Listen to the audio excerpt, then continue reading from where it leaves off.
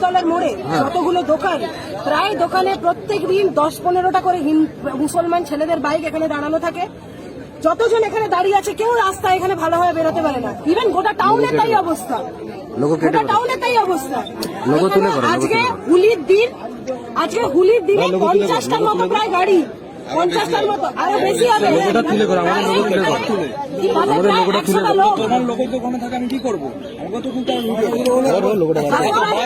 আরে দাদা ইন্টারভিউ বলো। তারপরে 100টার মতো লোক মাথায় টুপি পরা ওখানে এসে এখানে দাঁড়িয়েছে। তার আগে তালপুকুরে মারপিট করে এসে ওখানে ছেলেটা দাঁড়িয়েছিল, ছেলেটাকে বলছে তুই কি হিন্দু বলে দেখো ওরকম মেরে তার অবস্থা খারাপ করে দিয়েছে, নার্সিং হোমে ভর্তি করে দিয়েছে। একটা জেকুকে এখান থেকে ঠেলেছে এমন যেটা পড়ে গেছে, এই দিকটা পুরো ফ্র্যাকচার হয়ে গেছে।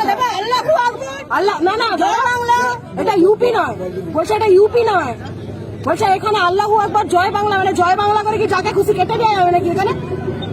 আজকে এখানে হচ্ছে, কালকে টাউনের ভিতর হবে, পরশুদিন মানিকতলাতে তো যাওয়া যাবে না। আপনারা প্রশাসনের কাছে কি চাইছেন? প্রশাসন তো দাঁড়িয়ে আছে, কি চাইছেন? কি দাবি করছেন?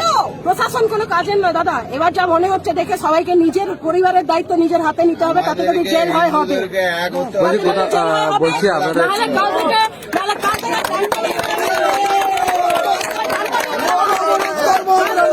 কাল থেকে যদি আমি এখানে কাল থেকে ডান্ডা দিয়ে মেরে দিয়ে আসবো করে। আপনার পরিচয়, আপনার নাম আর আমার নাম পৃথা অধিকারী, আমি তমলুকের বাসিন্দা, আমি বর্গা মন্দিরের অধিকারী।